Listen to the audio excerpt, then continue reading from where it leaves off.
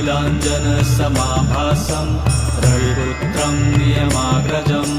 छायामार्तण्डसम्भुतं तं नमामि शनैश्चरम् नीलाञ्जनसमाभासं रविपुत्रं नियमाग्रजं छायामार्तण्डसम्भुतं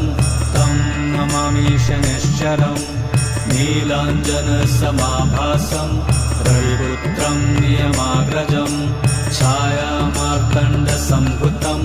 तं नमामि शनैश्चरम् नीलाञ्जनसमाभासं रविपुत्रं नियमाग्रजं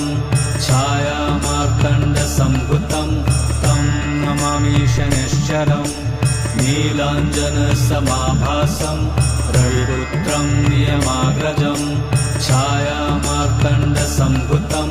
तं नमामि शनैश्चरम्